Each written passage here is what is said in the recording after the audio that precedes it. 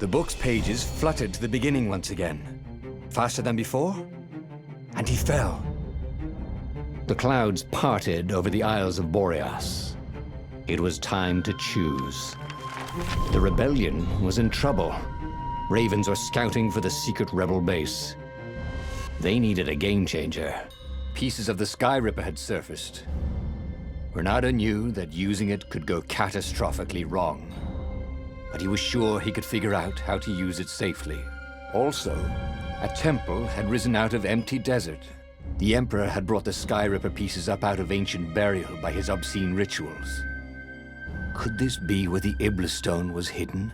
Someone better get it before he does, thought Renato.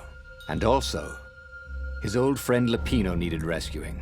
Of course, Renato had a pretty strong suspicion that Lapino had betrayed the rebellion.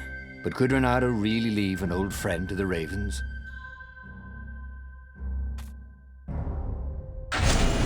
Every child knew about the Sky Ripper. The Transcendent Emperor had buried its pieces deep. And then, this Emperor's horrific sacrifices had brought it back to the surface. Renato wasn't exactly sure how to use the legendary weapon. But surely, there must be some way to do it without provoking another catastrophe. Had he, somehow, summoned the long-lost components of the legendary weapon out of the deep places of the Earth? It was more than Renato could fathom. But if he could find a legendary weapon, he would use it.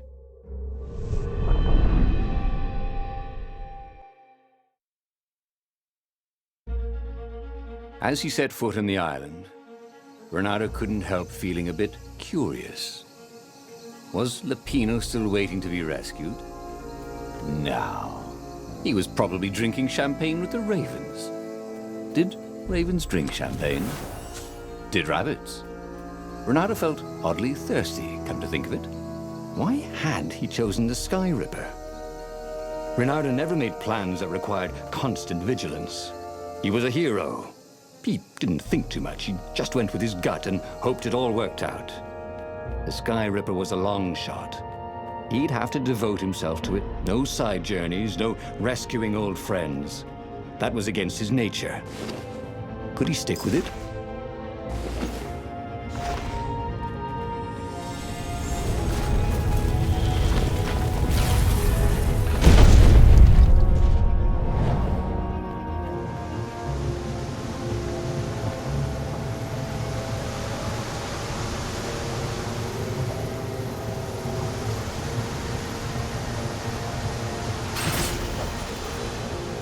Anyone ever tell you have a lovely eye? No?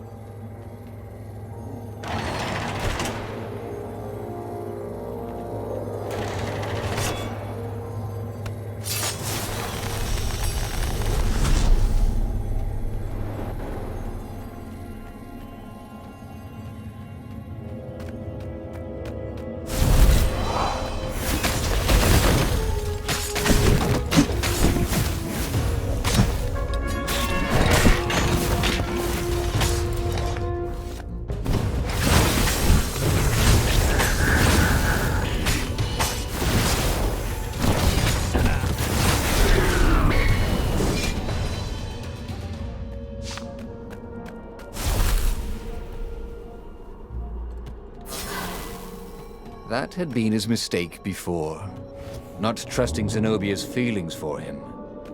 But how could he have known, after all these years of silence?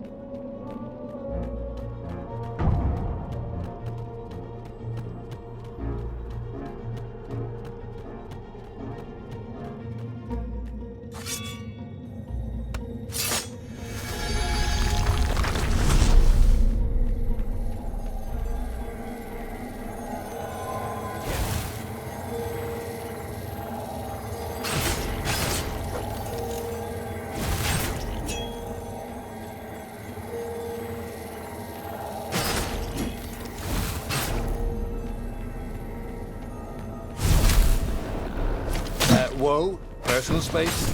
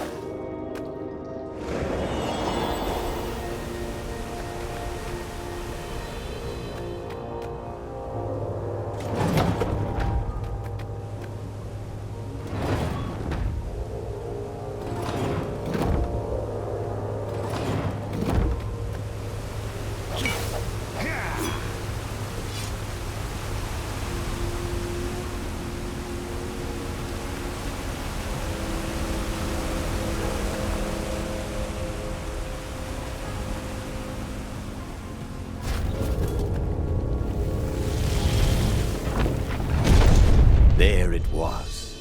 Skyripper's Armature. The stuff that dreams are made of. Engineers' dreams, anyway. The device was intricate. No one alive had the skill to make a thing like it. How was it part of a weapon at all? He'd have to ask a scientist. But first, he'd get the second piece. Skyripper had a heart. A core that had come to rest on the next island. Well, there was another island he could reach. Zenobia had just invaded it with her father's Raven battalions. She must be encamped there still. But fighting Zenobia now, that made no sense at all. He'd already sacrificed one friend to get this Armature, was it? He didn't need to hurry to face her. She would find him. Renato asked himself why he changed course to confront Zenobia. He'd no idea. Sometimes he would just do things, and he could never figure out why he'd done them. Usually, they worked out. After all, he was a hero.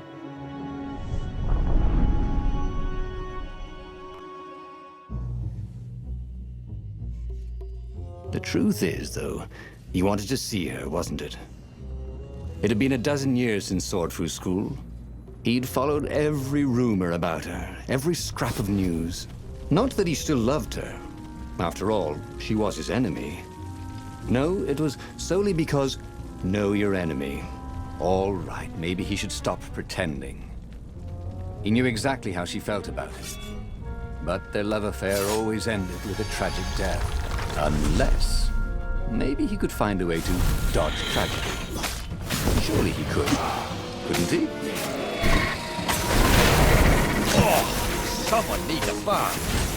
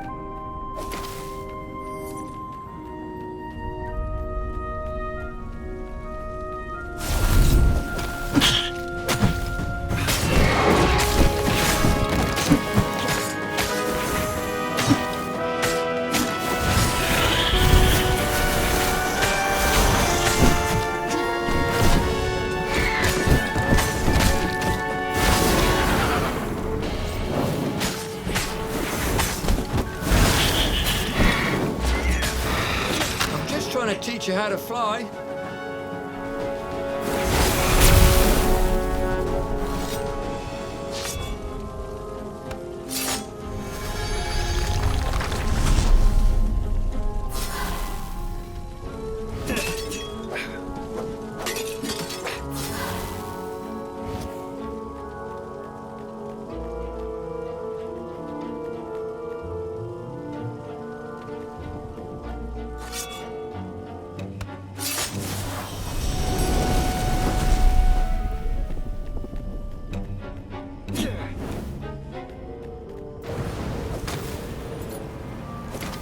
Renato really didn't want to become shawarma, or shish taouk for that matter.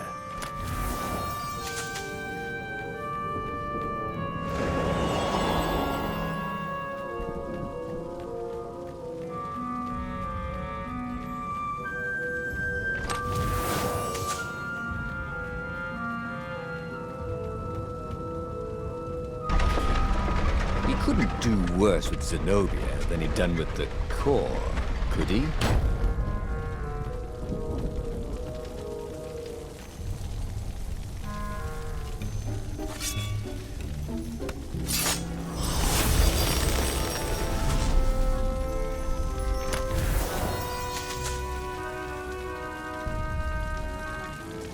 The market. It was going to be full of gogglers, wasn't it? Oh, it would have been so much more fun before the war. When the worst thing that could happen to you was getting fleeced buying a rug.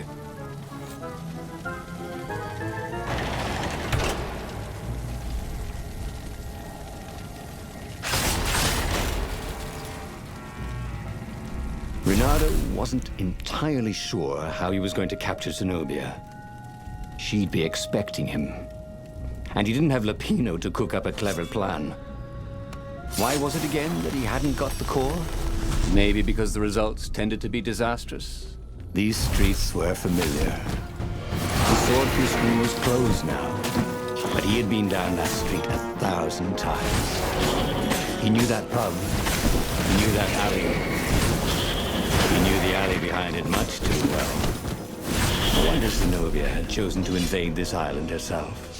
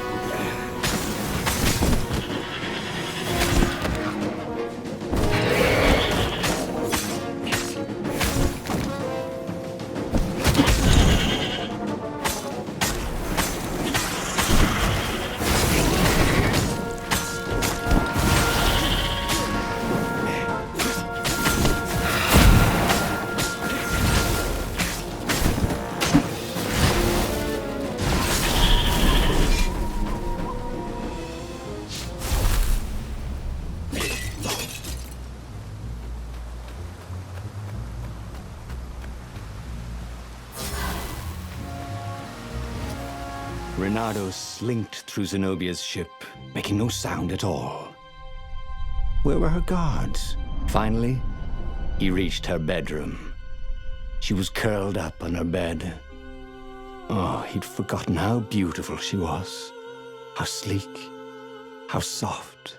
He tapped her on the shoulder with his sword. She vanished. And he suddenly noticed he couldn't move except his mouth. In fact, soon he couldn't keep his mouth shut. He told Zenobia everything. Skyripper, the rebellion plans, even where the secret rebel base was, until he was hoarse. It was some kind of truth spell. A talky truth spell. She called her father by Farspeaker Toad and filled His Majesty in. But why didn't he get the core? Croaked the Farspeaker in something like His Majesty's croak. Because I missed you, darling. Reynardo grinned. He doesn't even know why, frowned Zenobia. That makes no sense. It's a trap, Shouted the Emperor. I'll meet you at the outpost, and I'll bring my interrogators. If Reynardo came face to face with the Emperor, maybe he could assassinate him. But maybe it would be smarter and safer to turn Zenobia against her father. What are you doing? Asked Zenobia. Did you ever wonder why the Emperor adopted you? He asked her. She shook her head. He told her. His Majesty wanted to bring the lost gods back. They could make him an eater of souls, an immortal. But to seal his bargain with them, he needed a sacrifice. Someone who truly loved him. She was stunned. Furious. You're lying. Under a truth spell? It's a trick. You can't prove that. Take me to the observatory, and I will.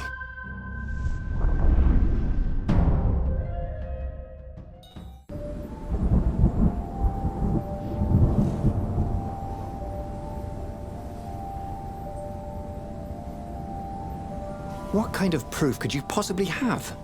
She said as they landed on the Nexus. Your father ritually sacrificed a village, and he left witnesses? The scientists resurrected one.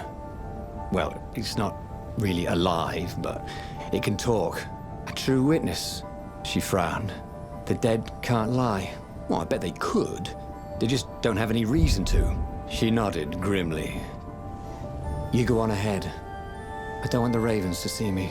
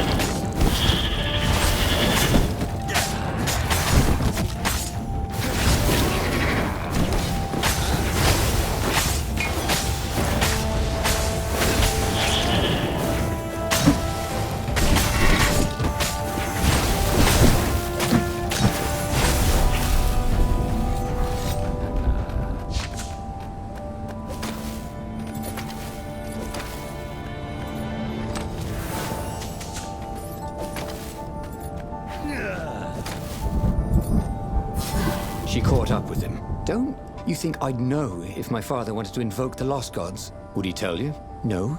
Would you help him? No. I'd burn his books. Why'd he adopt a stray cat? You don't ask a thing like that. No, not when there's no good answer, she said, her whiskers twitching.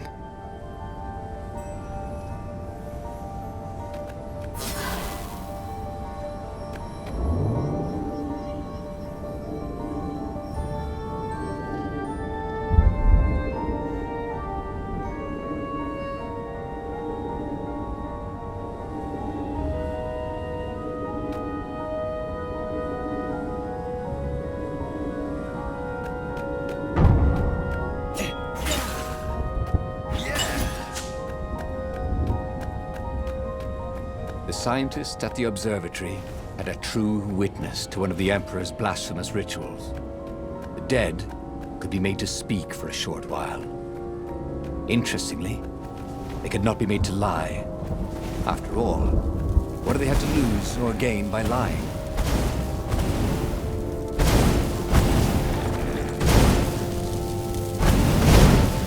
A cannon trap. Who kept these things loaded anyway?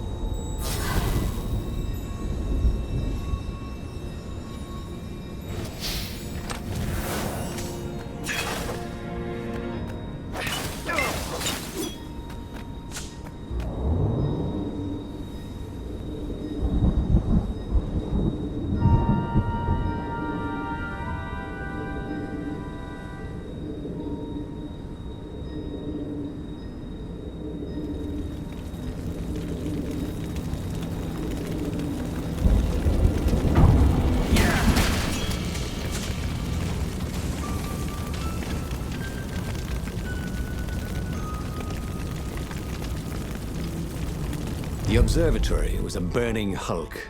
Dead scientists and black feathers everywhere. The ravens had burned the reanimated witness to cinders. Renato was stunned. There goes my proof. These were scientists, not rebels, Zenobia said, upset. Why would he do this? I don't know. Let's go to the fleet and ask him. Yes. I'll meet you on the mountains. There's something I have to get first. But could he afford to meet her in the mountains? He'd given the Empire the location of the secret rebel base. They would need rescuing.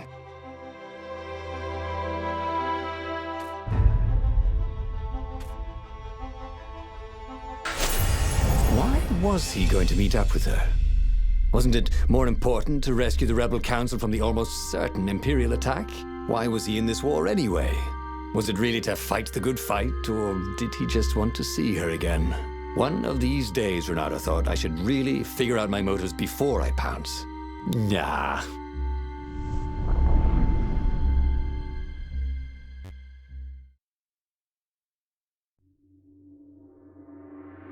Was it true? Was he on this adventure just to see Zenobia again?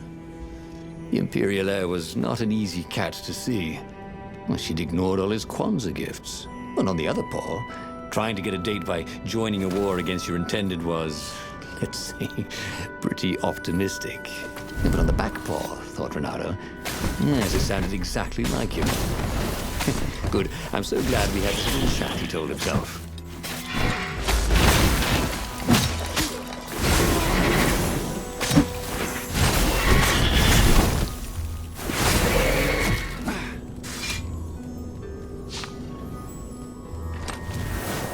Once, Renato had been to a dungeon where all the chests were locked.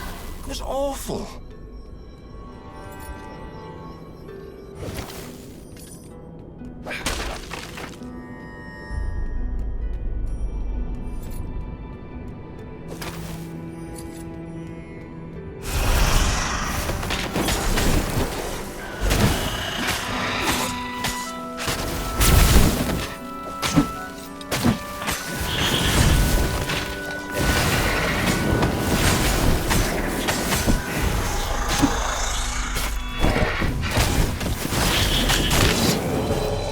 Once again, Renato was dead right.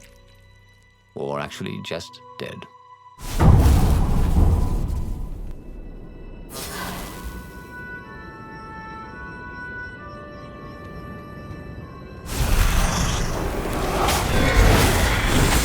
Everybody knew you shouldn't trust a raven further than you could throw one. But did vertical drop count?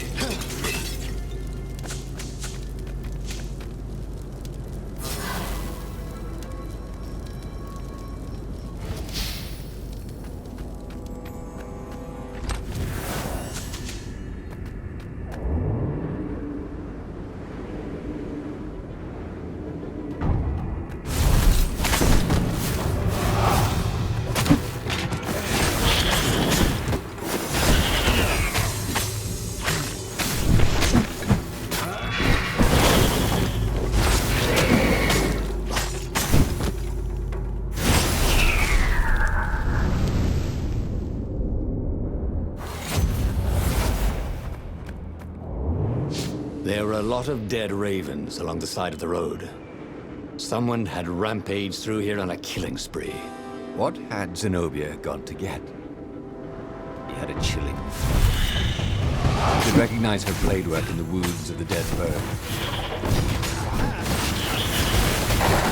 Surely her father's soldiers were no threat to her.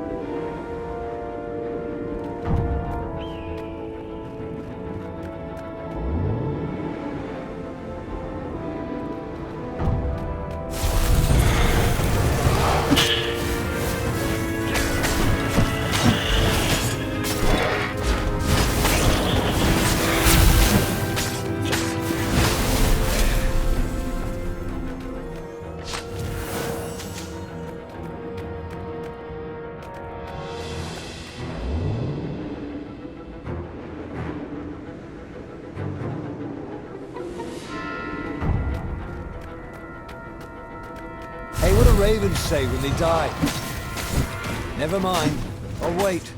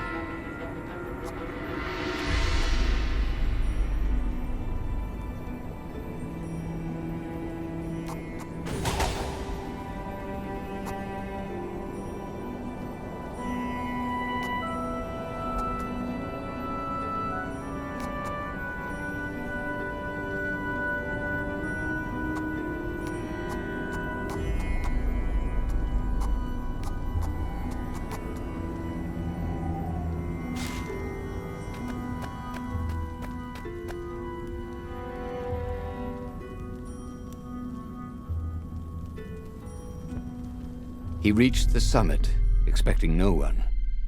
But there she was, steaming, pacing. I'm gonna kill him, she said. I'm gonna kill all his ravens, and then him, and then his family, and all the eggs and tadpoles. And then I'm gonna burn down their pond. Did you go and get the Iblis stone? You see, all these ravens I killed. So much power. Are you feeling normal? Because you seem a little bloodthirsty. Yes, obviously it wants blood. Demons always want blood. You really want power from a demonic rock? You want the stone, don't you? Not really. Good. I'd rather not have to kill you. He told her he loved her. That he wouldn't let the Iblis stone take her, even if he had to die for it. Well, he planned to tell her. Now didn't seem like the right time. She'd probably cool off in a bit. So he let her get in her ship and fly off.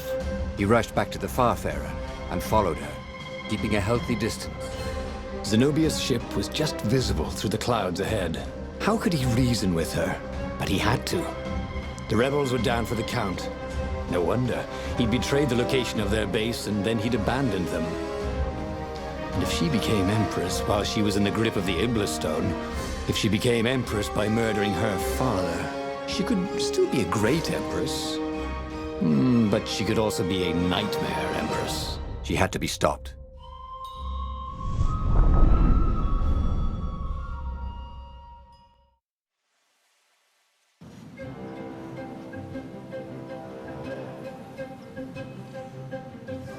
There were more dead ravens along his path, some of them wounded in the back. He knew she could have easily talked her way past them, or clouded the little tiny raven brains with a spell. She was going out of her way to kill everything in her path. This wasn't Zenobia, not as he knew her.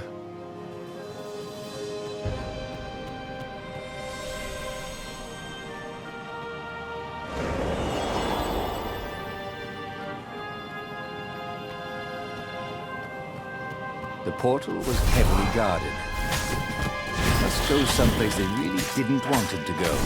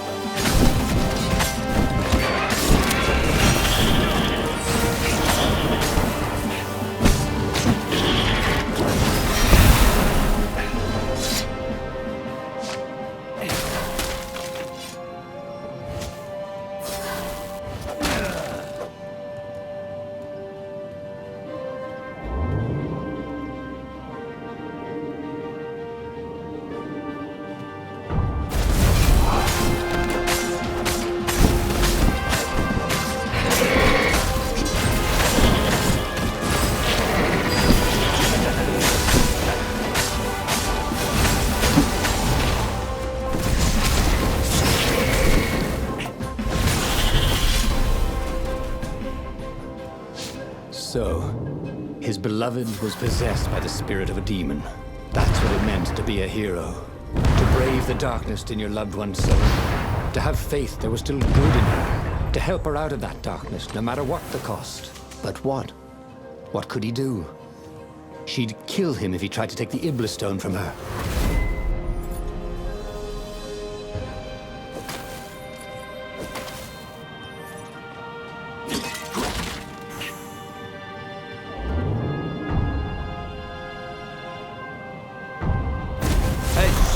Who do I have to kill to get a drink around here? You? Okay.